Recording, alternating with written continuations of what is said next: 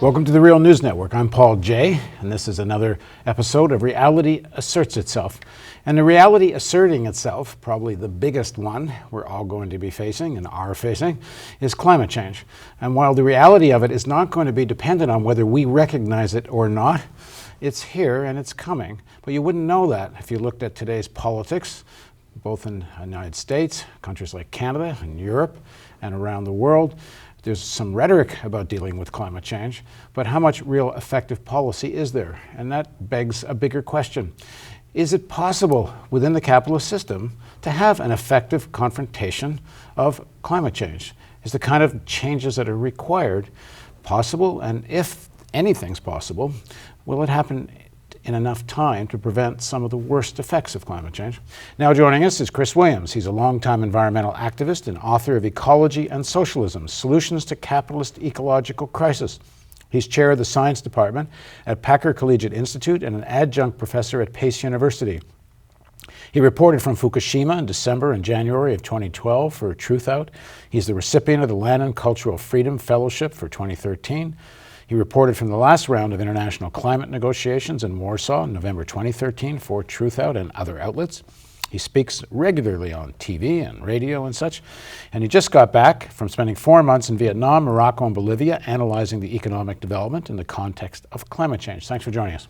Thanks for having me on your show. And your background is all science. You have a master's in physics and a master's in natural sciences. Yep, energy systems and environmental management. And you've been writing and all about this for a long time. So as people know, we usually start these Reality Asserts Itself with a little bit of personal stuff, and we're going to do that with Chris.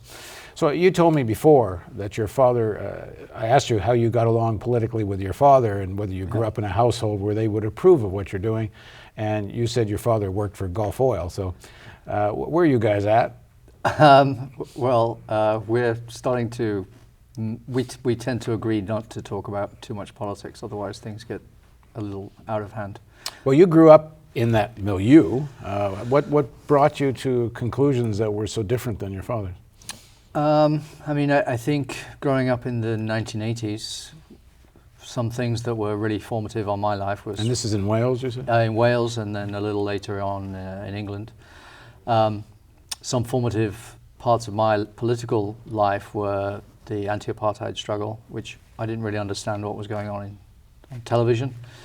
But that was the first political organization that I joined, actually, when I was 15, the African National Congress, because the government was in exile in London, and you could join as such as a teenager. Not that I was allowed to do very much, but it meant that I got a lot more information about what was really happening in South Africa. And how did that sit with your folks at home?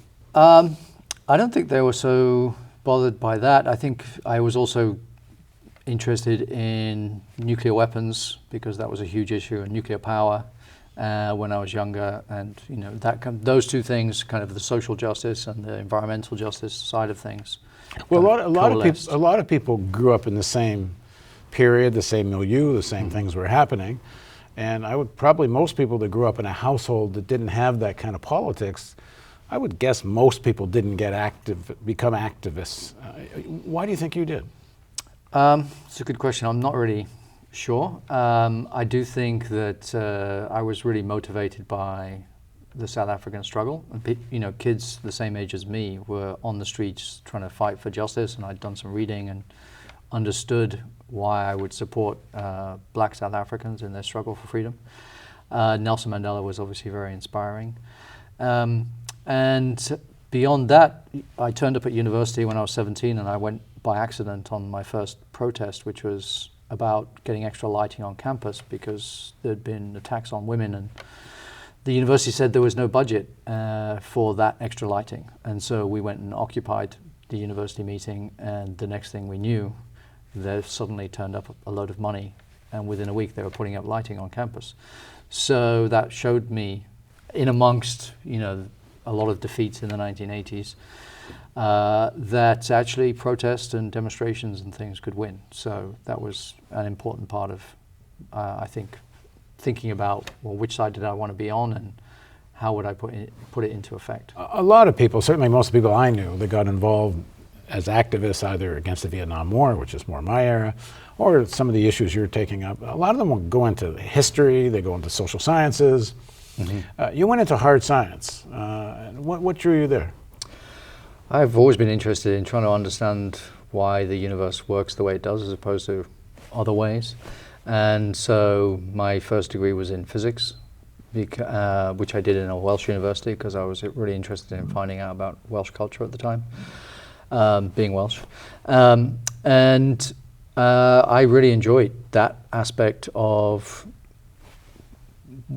exactly what I was kind of saying, which is just how the universe works in the way that it does, which is connected to environmental questions. I grew up in a rural area, and so I was kind of connected to nature and being outside all the time, and so that drew me into a master's in energy systems and environmental management, because it was kind of the combination of trying to understand energy and how we use it and how that drives so many of the processes, either biological or non-biological, and then connecting that to kind of an application, which is I like trees and being outdoors. And so how do we manage that kind of situation better with regards to energy extraction and use from a physical science perspective connected to the biological world. So, but like a lot of scientists are kind of coming to conclusions now, particularly climate scientists, it's not just a question of science, it's also a question of politics and economics. So you can't really separate that off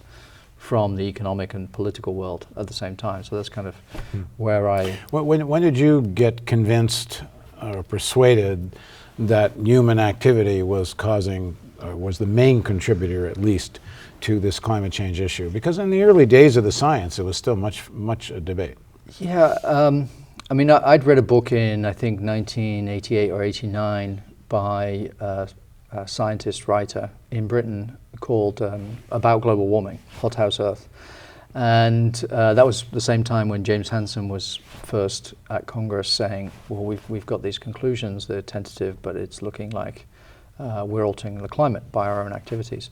So it seemed logical to me, coming from an energy perspective, that if you are putting lots of extra energy into the atmosphere and you've got this particular molecule, carbon dioxide, which helps absorb and refuses, doesn't let out the amount of heat into the atmosphere that it would have been happening otherwise with lower concentrations, then it's likely that it makes sense from a physics perspective that you're going to be changing the climate. And this has been actually a discussion that even goes back into the 1800s.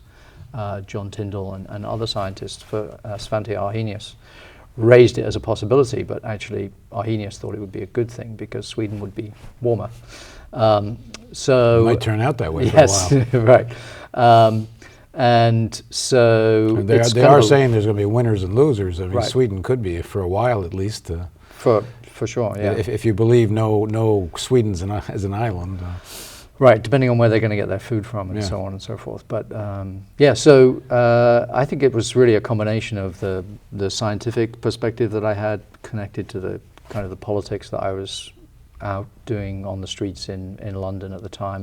And as you're going through the process of deciding whether you believe, I mean, at the point now, they're saying 95% or more sure of this. Right. There was a process for a lot of scientists getting to that point.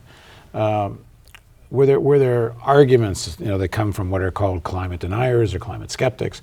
Were there certain arguments that you had to work through yourself and look into to kind of decide, I think this science is sound? I mean, I think that there was a lot of debate initially, how many parts per million of carbon dioxide in the atmosphere above the pre-industrial era 280 was significant enough to be really changing climate. Initially it was thought to be maybe 450. Lord Stern said maybe 550, we need to stop. Now it's, many scientists, Hansen included, would say 350, and we're at 400 at the moment. So, break that down a bit, what we're talking about, the 350 number. Yeah, so for the whole of human civilization, the last 10,000 years and longer, then the Earth has had an average amount of carbon in the atmosphere of about 280 molecules of carbon dioxide per million molecules of air. as it were. So that's been steadily increasing, and there are lots of graphs to show how that has been happening, to the extent that we're now at 400 parts per million. And if we want to stay within 2 degrees Celsius of average warming from 150 years ago to today, and we've already seen about a degree so far, then we need to get back down to 350. And if you burn things with carbon in them, they inevitably turn into carbon dioxide. So every type of fossil fuel that we burn, which is responsible for the vast majority of energy, electricity, transportation, etc., is putting extra carbon into the atmosphere. And that particular molecule happens to have this other characteristic, that it will allow heat from the sun in, but and energy, light, etc. But when it reflects outwards as infrared radiation, it blocks a higher percentage. Hence, kind of the greenhouse type analogy that has been used to make the connection to how a greenhouse works, essentially, by trapping extra heat. So obviously, the atmosphere has to stay at an average temperature, and as much energy and heat as comes in has to really leave at the same time. And now we're finding less energy is leaving than is coming in, and that's why the overall average temperature is warming. It's going to be 2 degrees in some places. In other places, like the Arctic, it could be up to 6 or 8 degrees Celsius, which would be absolutely disastrous. And so we're on track to not just for 2 degrees Celsius, but actually, according to the World Bank, 4 Celsius. By the end of the century. Towards the end of the century, yes. And so we're already seeing a number of different ways in which the climate is being destabilized. So we're talking within the lifetime of our children. Absolutely.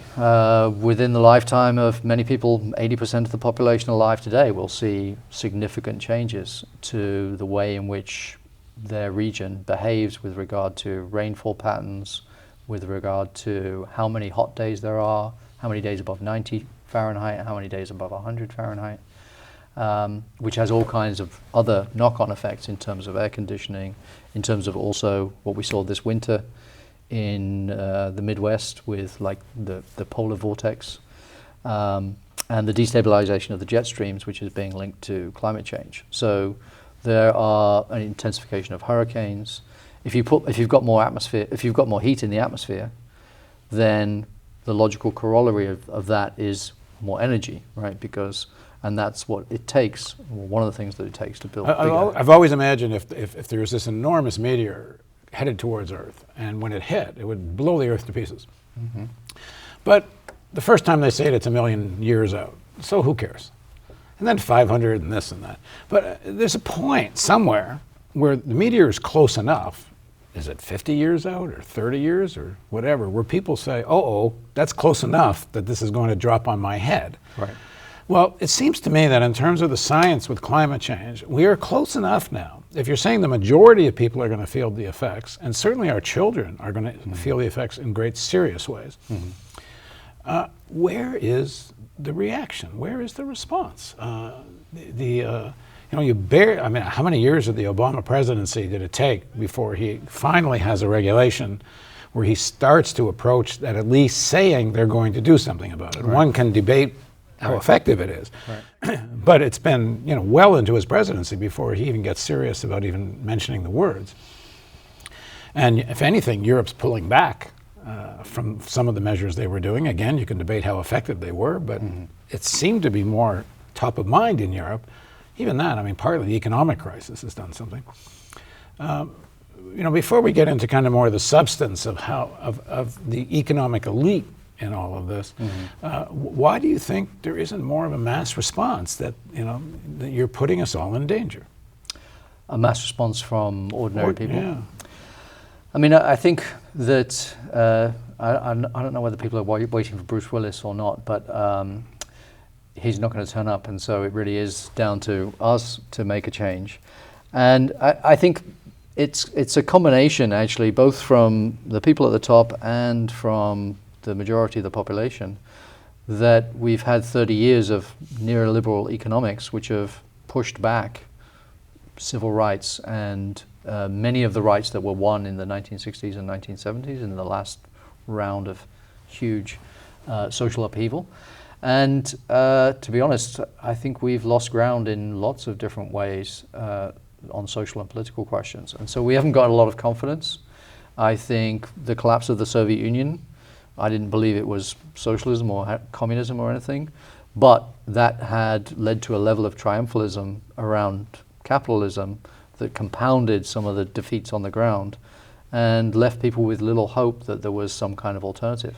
It's part of the issue that, if you take my analogy, that this meteor is coming, there is a faith that there's a point at which even the elites are going to get blown up by this meteor. Mm-hmm. So there's a point where they've got to get their atomic weapons, or if it is Bruce Willis, and send them out there and put charges and blow the thing up. Right. There's a feeling that if it really was that serious, the system has to respond to it for the sake of the system. But your thesis is that's actually not what's happening, that this is a threat, even to the capitalist system, mm-hmm. but because of how the capitalist system works, it actually really can't respond to it. Is that what you're saying? I don't think that there's a complete solution or answer under capitalism, and it is, even for me, kind of rather shocking that actually so little effort has been put into by the people who commission all of the reports. I mean, Obama is very far from stupid, and he commissions the reports, and I'm sure he reads them, or his aides read them to him, and so he knows what's going on, as do many of the other world leaders. And they have for years. And they have for years. The World Bank, the IMF, all of the people. Well, they have the Stern report that was done for Tony Blair. 2006. Yep. This goes back a ways. Yep. So they are receiving the same scientific reports that I'm reading, and yet it's still full steam ahead with an expansion of fossil fuel production, an expansion of the economy in general, more funding for coal plants around the world, and very little being done. The European Union has done a few things, but like you're saying, their latest report is calling for something with quoting sustainable fossil fuel use. So I don't know what that term means, particularly in the context of climate change. So okay, well, you wrote a piece called Wall Street to Planet Earth, We Don't Mind and You Don't Matter. Right. And in the next segment, we're going to work our way through the article, because I think it's a good elaboration of your basic thesis, which at least capitalism as we know it is not providing and isn't going to provide solutions to this. Mm-hmm. So please join us for the next segment of Reality Asserts Itself as we explore the climate change crisis and what to do about it.